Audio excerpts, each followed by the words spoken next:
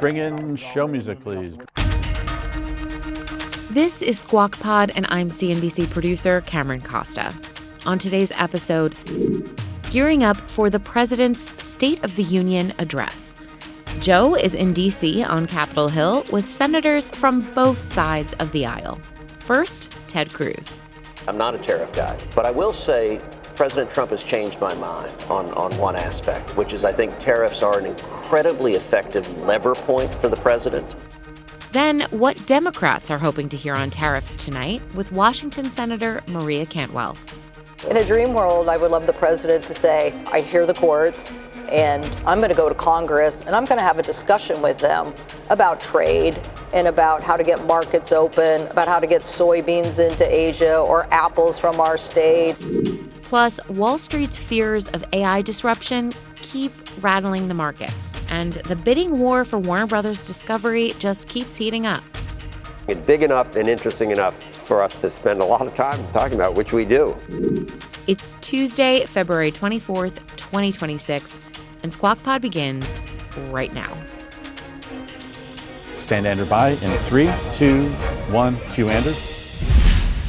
Good morning and welcome to Squawk Box right here on CNBC. We are live at the NASDAQ market set in Times Square. I'm Andrew Sorkin along with Joe Kernen, who is in Washington, D.C. this morning, wearing a suit no less, ahead of tonight's State of the Union address. Becky's off. We got a whole bunch of things going on. No pocket square, Joe Kernen. No pocket square. But take a screenshot. This never happens. I know. You without the jacket, me with the jacket.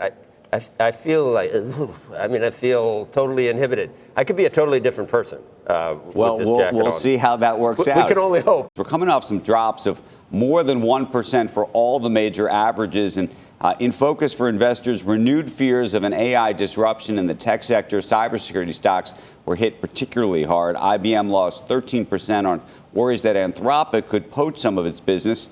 It was IBM's worst day since October of 2000. And we should mention that one of the catalysts for all this was a blog post by Citrini Research laying out a hypothetical scenario in which AI pushes U.S. unemployment much higher and changes how payments are made. That hit bank stocks, with J.P. Morgan down more than 4%, although I should say later in the evening, CEO Jamie Dimon said he thought the latest AI fears were overblown and that the bank would be, in his words, quote, a winner in AI. Andrew, we talked, we got to talk more, but we're sleepwalking into this kind of, and we just fall back on every previous disruption always led to initial fears that were replaced by more jobs and more productivity. One of these times that may not be the case. You're coming around. No, I believe this for a while. I'm worried, and not about us because we're. No, you used to give me this Malthusian argument, is what you would tell me. Malthusian about things like oil, not about this. All along, I'm thinking, what is everyone going to do? What are travel agents going to do? What are truck drivers going to do? It just worries me. And then you saw Sam Altman the other day saying, hey, humans use a lot of energy and food too, so it's not just. He sounded like he's already turned into one of the machines. Did you hear that the other day? Did he say that, Andrew? I did, but interestingly, and I think we've talked about this, the blue-collar job may be the most protected job, maybe more protected than the white-collar. It's clear to me the white-collar job goes first. Right, and you got a blue shirt on. You think that's going to help, and here I am with, headed out of here. President Trump's looking at new ways to levy tariffs. In the wake of his defeat at the Supreme Court Friday, the White House reportedly considering hitting products like batteries, cast iron, chemicals, and telecom equipment with tariffs. Wall Street Journal says the levies would be imposed under 232, that section of the Trade Expansion Act of 1962, which allows for tariffs based on national security risks. And the tariffs are not impacted by last week's Supreme Court decision. The president has already made use of Section 232 in his second term to tax products like steel and aluminum. And Andrew, it will be interesting tonight. I don't know how many of the justices will be in the front row, but holding their breath. We'll see what the president has to say. The other day, I forgot to mention when we were talking about the Supreme Court, forgot to mention, you remember Chuck Schumer? Remember that one? We know where you are. We're coming after you guys. You have started a whirlwind of problems. Remember, I mean, this is. Well, it's going to be interesting to see how many empty seats there are, because there's a whole view. I don't know if you've read about all these Democrats that may not come at all. And interestingly, some of the Supreme Court justices didn't always come. So again, I wonder whether they're all going to come and how that's all going to work. It'll be very interesting to see.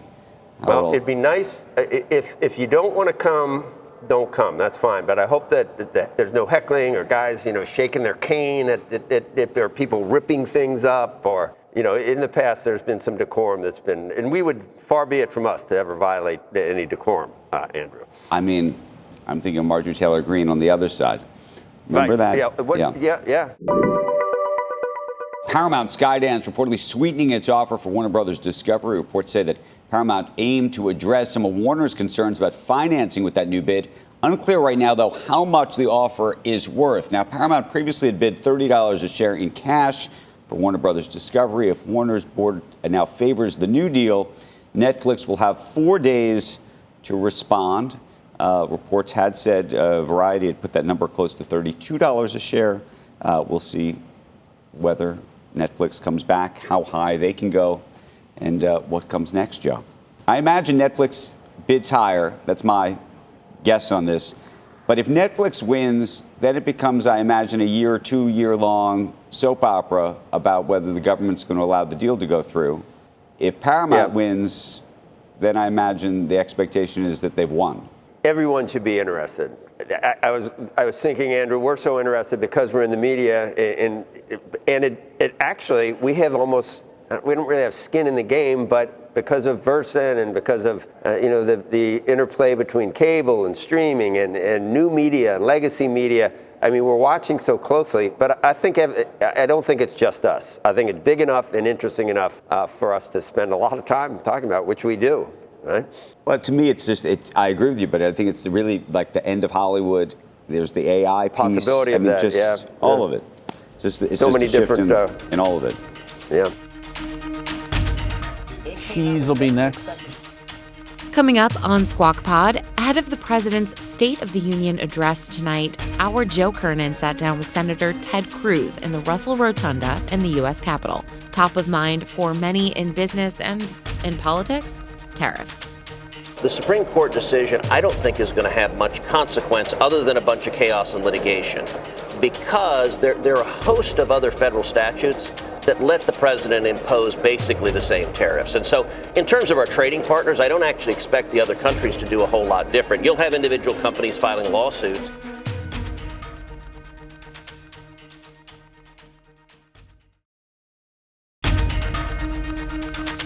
Welcome back to Squawk Pod, the morning before the president's State of the Union address.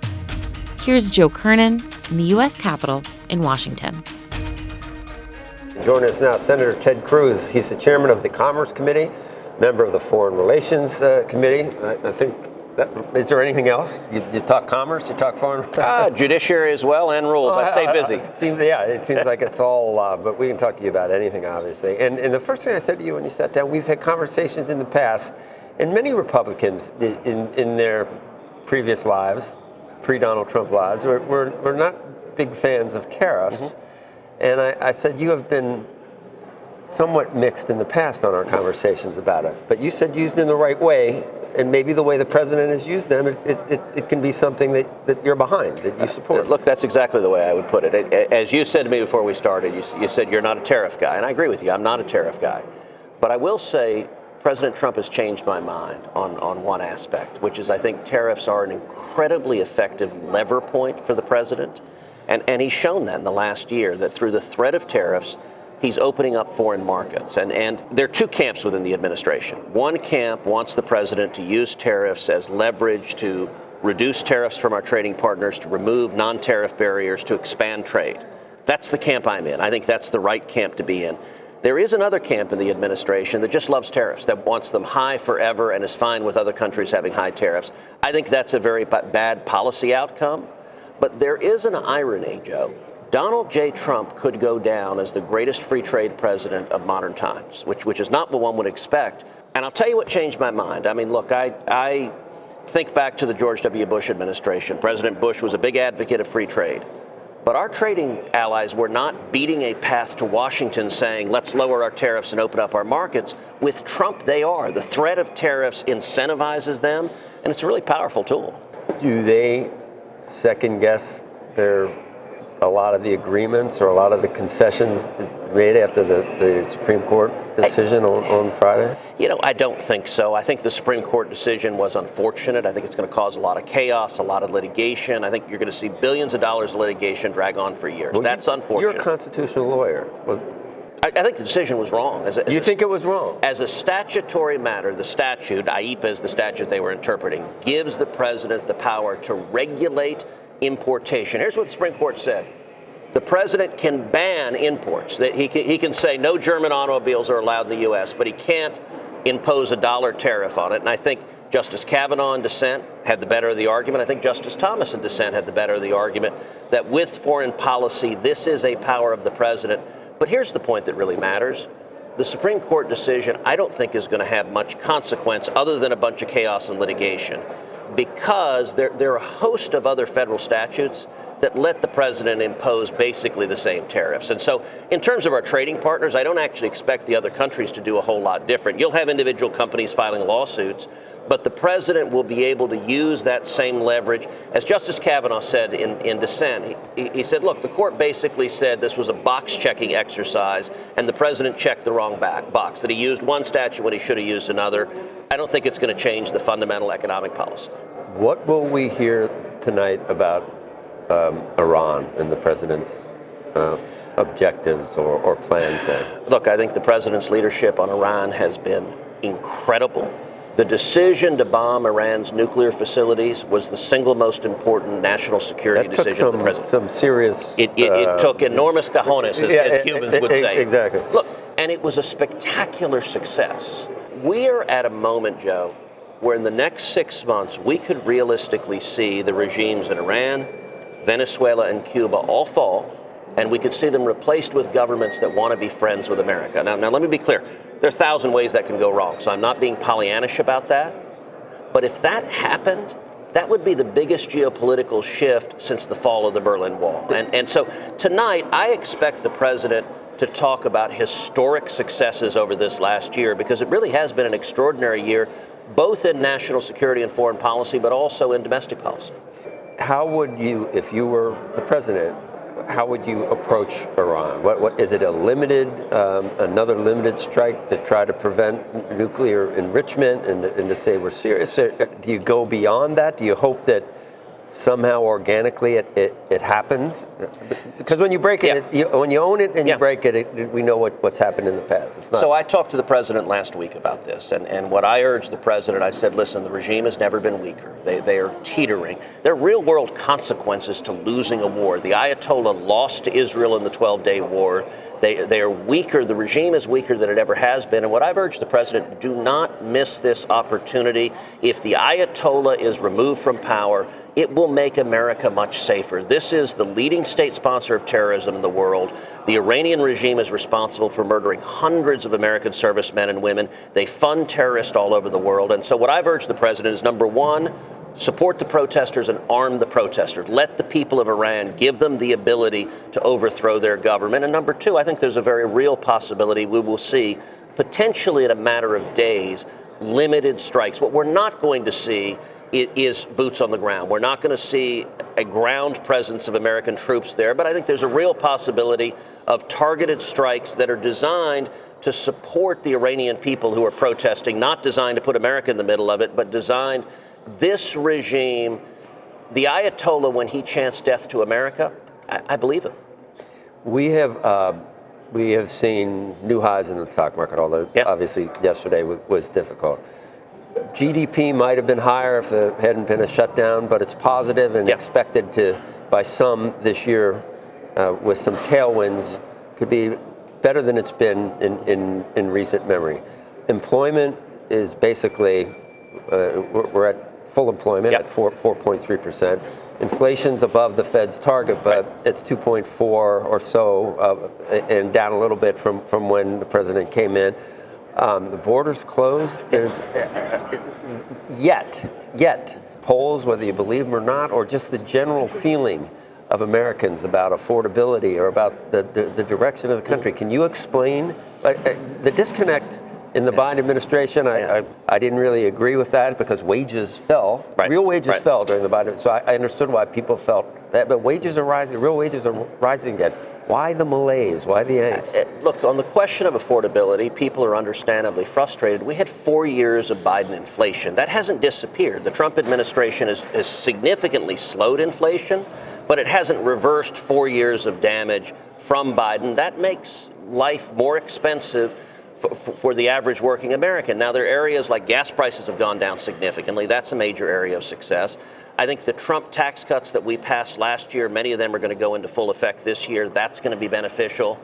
I believe we're going to see significant new investment in the U.S. as a result of the president's diplomacy. I think that's significant. Illegal border crossings are down 99%. Murder rates are down 20%. Drug overdose deaths are down 20%. What I expect tonight to be, I hope, is for the president to give a calm, sober assessment. These are the successes we're winning. Don't pay attention. The media loves attacking the president. They hate the man. But if you look at the substance of what we're achieving, and I'll tell you, Joe, what I think will get a lot of attention tonight are two provisions that I authored in the tax bill last summer. Number one, school choice, the biggest federal school choice provision in American history. And number two, the Trump accounts. I think those are the two most far-reaching provisions. School choice is going to unleash tens of billions of dollars of scholarships for kids all over America. Millions of kids are going to escape failing schools and have hope because of it. And the Trump accounts, you're going to see literally trillions of dollars that our kids are going to be able to invest. It's going to make a whole new generation of capitalists. Andrew. Senator, by the way, I agree with you, and I know the work that you've done with Brad Gerstner and others, and it's really quite remarkable. I had a different question just about a video that's gone viral around Kash Patel, and I know you've been a very big supporter of Kash Patel, and yet we saw him at the Olympics with the team, and by the way, that was an amazing game, and I think we're all, I mean, it was one of those great moments for America as well. Having said that, you know, Kash Patel, back in 2023, went after Chris Wray, who was the former FBI director, and said he, quote, doesn't need a government-funded G5 to go to vacations. Maybe we ground that plane. $15,000 every time it takes off. Just a thought. And so I'm curious what your view is of Kash Patel's use of that plane, not just to the Olympics, but around the country, because there's been a lot of questions about it. Well, listen, I'm a big fan of Kash Patel. I think he's doing a good job. I mentioned just a minute ago, murder rates across the country have dropped 20%. Violent crime is down. Terrorists are being arrested. Gang members are being arrested. Rapists are being arrested. Child molesters are being molested. That's a real record of success. Why was Kash at the Olympics? Because the FBI has an important job protecting security there. And I got to say, you know, it's interesting. You see Democrats right now who are paying focus groups, saying, how do we connect with real people? How do we not seem like a bunch of PUFTA elitists? And then they turn around and get really mad. I can't believe Kash Patel was drinking a beer and celebrating with the American hockey team after winning the gold. You know what? I would have loved to have been in that locker room, and I don't know a guy on planet Earth that wouldn't have been thrilled to be celebrating. I got to say, the American hockey team, that was 46 years after the Miracle on Ice. That was a great victory, and I was cheering along with Kash, and, you know, it was awesome. When Kash called President Trump, put him on the cell phone, the president congratulated that team. I hope they come tonight. He invited them to come tonight. It was amazing, and look, Jake Hughes with the flag over his shoulder, the bloody teeth, that is one of the iconic moments in sports and history. And I think, Kash, congratulations on having the chance to celebrate with you. I'm jealous and wish I was there. All right, we're going to. I was like, wow. I wish anyone would have wanted to have been there. That was just. It was really something. It was. It's history. It happens once every 46 years. Yeah. That's how long you have to. I can't wait for the next one, both of us, right? Senator, thank you very much. Thanks, Joe, for being on. Next on Squawk Pod, Democrat Senator Maria Cantwell, ranking member on the Senate Commerce Committee, weighs in on all that tariff litigation that's likely to ensue. Plus, how she's viewing the media bidding war for Warner Brothers Discovery. I want to go back to the eyeball world where you rent my eyeballs. I watch a lot of advertising, but I get this free content. We'll be right back.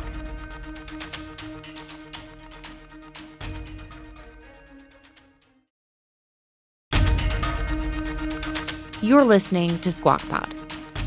You're watching Squawk Box right here on CNBC. I'm Andrew Ross Sorkin along with Joe Kernen in Washington, D.C. Becky is off today. Live from Capitol Hill, joining us now, Senator Maria Cantwell of Washington. She's a ranking member of the Commerce Committee. Andrew, listen up, my friend. All the senator wanted to talk about was media and what we were talking about earlier with Netflix and with Warner and everything else. And she was. I learned a few things talking to her just now. So you want diversity? This is important. You're worried about Hollywood. I mean, all the things that we talk about constantly. So it's not just us that are obsessed with this. Well, when I heard you earlier, I thought, this is great. This is the thing that we have to do, is unleash the media to talk more about this. Sometimes I think the media feels suspect because of your ownership, but I met with the Versant CEO. I like with Mark. I met with Mark. I like your game plan. I like where that's going. But in the world of consumers, the interests are, we don't want everything behind a paywall, and we certainly don't want all the sports behind a paywall. The consumer's getting hammered on sports content, constantly being put behind a paywall. If you think about where Amazon went with Thursday Night Football, all of a sudden you thought you could watch Thursday Night Football, and then all of a sudden you can't if you don't have an Amazon Prime account. So, and then when you think about local broadcasters, so much of the revenue comes from sports, and if it's all going to be put behind a paywall, how much are the broadcasters going to be able to get from that revenue? So I want to go back to the eyeball world where you rent my eyeballs. I watch a lot of advertising, but I get this free content. And so this is a big discussion, and I hope you guys talk more about it because it's an important issue. So that's all we need, Andrew, is for someone to tell us to talk more about it, don't you think? Very happy to talk more about it. What does she think should happen? Which deal does she like? Which one? It's more about, so we had a hearing in the Commerce Committee about this, and literally the discussion was more, what are the requirements that you should put on? And a couple of the witnesses said, yes, you should make sure that local broadcasters get access to content in a way that keeps that a healthy model, and that consumers constantly have broadcast stations in their region so that we can, get localized news. That's an important aspect of the debate too. But I think for the big behemoth that's in the room is sports.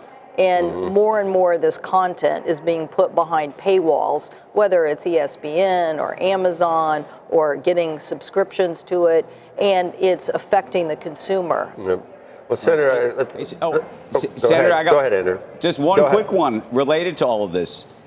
I'm curious, actually, both on the content of it and the impact of it. I'm curious what you thought of what Susan Rice, who's a board member of Netflix, said about the idea that Dems would come back later if and when they come back into power and look at a lot of these types of deals. And then the President Trump's response to that, which implied potentially that, I don't know, I don't want to push it too far, but I think a lot of people read that as a threat that if she remains on the board, that he might block that deal. And so I'm curious on both the comments themselves of what she said and what the president said in reaction. Well, I think you guys hit it this morning. This is going to be an ongoing discussion. And look, I'm a huge fan of content creation by Hollywood, and I certainly don't want to see that content creation ruined in some sort of like tech formula that's all about just putting out a lot of content and then just how much money can we get for it. I mean, I want to see true competition in content creation. But I think, so this is going to continue, right? This notion of, are people just going to get more and more power and then put more and more content behind paywalls and then destroy the engine of what is local journalism? I'm going to fight against that. So I guarantee you there's going to be a lot of dialogue about that in the future. But he shouldn't have threatened her, and he shouldn't threaten them. And we should really, just like this little debate that's happened in the last 24 hours, Netflix CEO basically saying, hey, put up or shut up. If you want the deal, increase the offer. So that's the kind of real competition that we want to see, not this verbal, jousting of, threat of power. Senator, you'd like some clarity on what happens with all the money collected from Yes. Yes. And I know you said you're asking Secretary Besson. I think his answer was the lower courts are going to have to work through this. I don't think Costco and FedEx are waiting for the lower courts. Right. And so the issue here is, what about the smaller people that don't have the kind of bulk that FedEx or Costco does to bring a suit? I want to make sure that at least they share with Congress what is the amount of money that was collected. They know the amount of money that was collected, and they have that data and information. And we could be giving some relief to those small businesses and manufacturers. So when you think about PPP, what happened during COVID, the bigger organizations who were more organized obviously got access to funds, but the smaller companies who were really affected, didn't fare as well or as effectively. We tried to correct that. So here, I want to make sure that the small businesses really try to get some relief to them. And what would you like to hear on the tariff issue tonight from the president? Well, in a dream world, I would love the president to say, I hear the courts, and I'm going to go to Congress, and I'm going to have a discussion with them about trade and about how to get markets open, about how to get soybeans into Asia or apples from our state, or what to do. He would say there's been some intransigence on many issues with Congress, and it's up to him. Oh, I think every president, gets frustrated. But I think the American people want us to work together and accomplish things. And so America is in this information age transition, and the global economy outside the United States is getting bigger.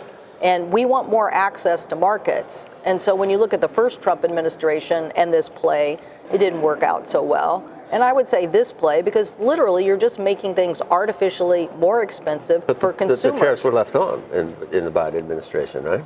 I didn't agree with that policy, but to me, we should be building alliances around the globe. And we've supported policies, the trade policies that the Bush administration put through, and those were challenges. I'm sure not every Democrat supported them, but those trading partners, particularly in South America and Korea, have become bigger markets for the United States. So at a time when 95% of consumers are outside the United States, why aren't we doing more to access those markets? And then why are we making things artificially more expensive for the American consumer? And that's what's just happened. So I want to make airplanes, obviously. We want to make software. We grow great agricultural products, but we've never recovered, the U.S. market's never recovered the soybean market that was lost in the first Trump administration. Right. The private sector obviously is a big deal in Washington, and hopefully it stays that way. I don't know. Sometimes we hear things, maybe some self-inflicted things that either Seattle or Washington has done. But in general, the private sector needs to be vibrant. Do you look at the Democratic Party at this point, and do you ever feel like maybe the geographic center has moved too far to the left in terms of anti-corporate? I think the issue of our age is that the information age is going to cause disruption. I would have said to you that you always, always, always, always have to talk about the economy and your vision of that future. But in the information age, you need to double down or triple down on what you are going to do in that era to secure jobs for working class people and grow the middle class again.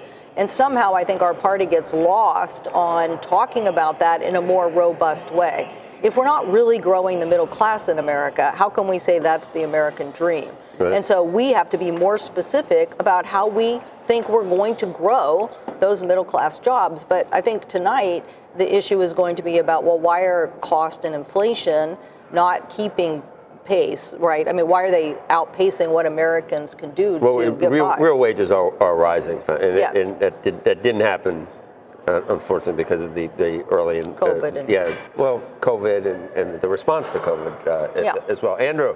Hey, Senator, we've been also having a big debate over the past week. You know it well in your state about this millionaire's tax and what it means between Amazon and Microsoft and Starbucks and the like. What do you make of that? Well, I think we're going to have to constantly be competitive in what it takes to, like when we think about the big beautiful bill here, I thought we gave too much revenue away and obviously blew a big hole in the deficit that was really causing more problems for the future. So I think when you think about how you grow, I think you have to think about how are we going to be competitive with the rest of the world, and how are we going to compete. And I like our innovation economy in the Northwest. I think it's a robust innovation economy thanks to a lot of people, Paul Allen and many others who made investment. Mm-hmm. But we're going to have to continue to attract that for the future. I mean, some would say we need to spread it around a little more, spread it around to Spokane or spread it around to other places, because we have a lot of innovations too. Do you fear that the wealthiest in Seattle and in your state will ultimately leave the state? We've obviously seen this conversation play out now in California. You're seeing it play out in New York. You're seeing it play out in so many different places. Well, I think there seems to be a mobility to people that maybe didn't exist, a decade or two ago. Yeah, well, for sure, but also, Andrew, outside the United States too. So what is the competition for us to continue to attract innovation? So I want innovation to happen everywhere, because if we're going to compete with China, innovation has to happen more than just Seattle and Silicon Valley. But I do think that Seattle and the governor and the state legislature is going to have to put pen to paper and figure this out and really figure out the math. And so I know they're going through that process now, and so we'll see what the governor does. So we got to go. Hey, Andrew, if we need a media type from Washington, I think we found we found someone that you haven't been on the show very many times, have you? No, but I'm happy to talk about this, because it's a growing issue and it's not going away. But we know it more from local journalism. Yeah. We need, when you think about information, you have to have real competition to create perfect information, right? Yep. And so the less competition you have, the less perfect information. But you guys are in the information business. Yeah. So let's figure out how to have true, robust competition. Right. Senator, thank you. Pearl Jam fan? Yeah. Yeah? Yes. Yeah, me too. Okay. Good. All right. Good to have you on. Thank you. That's Squawk Pod for today. Thank you for listening. Squawk Box is hosted by Joe Kernen, Becky Quick, and Andrew Ross Sorkin. Weekday mornings on CNBC starting at 6 Eastern and going all the way until 9. To get the best interviews and analysis from that 3-hour TV show right into your ears, follow Squawk Pod wherever you get your podcasts. We'll meet you right back here tomorrow for a post-State of the Union episode. Have a great day. We are clear. Thanks, guys.